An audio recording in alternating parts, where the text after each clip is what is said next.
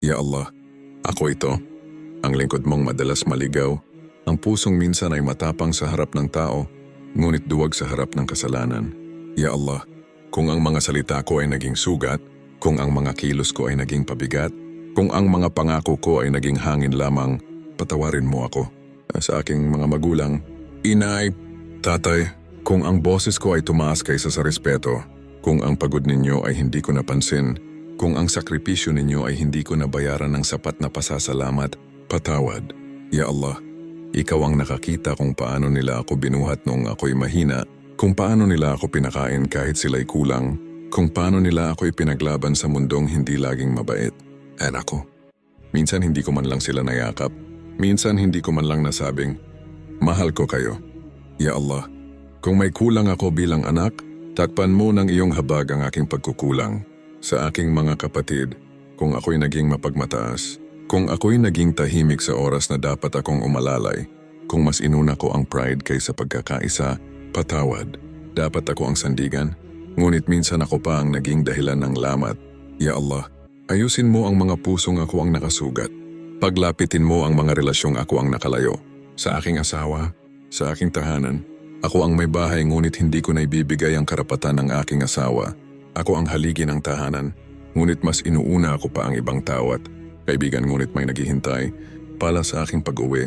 Ngunit ya Allah, ilang gabi akong wala sa emosyon, ilang beses akong naroon sa katawan ngunit wala sa damdamin.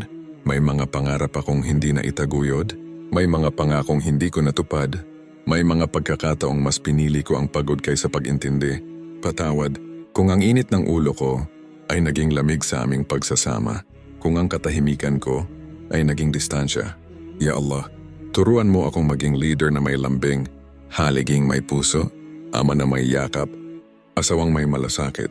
Sa aking mga kapitbahay, kung ako'y naging tahimik sa kanilang pangangailangan, kung ako'y naging bulag sa kanilang paghihirap, kung ang ngiti ko ay plastik at hindi tunay, patawad po. Ang karapatan ng kapitbahay ay malinaw, ngunit ako'y naging abala sa sarili kong mundo. Ya Allah, huwag mong hayaang makaharap kita na may daladala akong reklamo ng aking kapwa.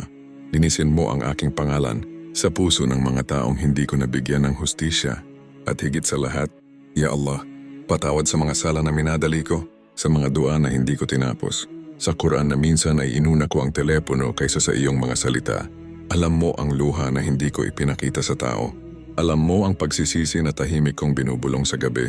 Alam mo ang takot ko sa araw ng paghuhukom. Ya Allah, huwag mo akong hayaang bumalik sa iyo na may pusong puno ng utang na hindi nabayaran. Patawarin mo ako bago pa ako tawagin.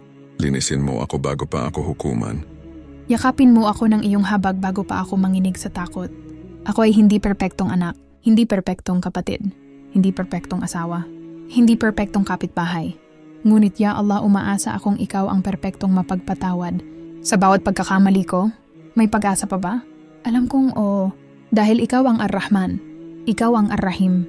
Kaya ngayon, sa harap ng katahimikan, sa gitna ng gabi, sa pagitan ng paghinga at pag-iyak, ako'y luluhod, ako'y aamin, ako'y babalik.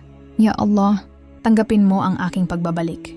Tanggapin mo po ang isang mahinang katulad ko na humihingi ng lubos na kapatawaran at nagsusumamong muling babalik sa piling mo na may pagkumbaba at lubos na takot. Maraming salamat ya Allah. Amin.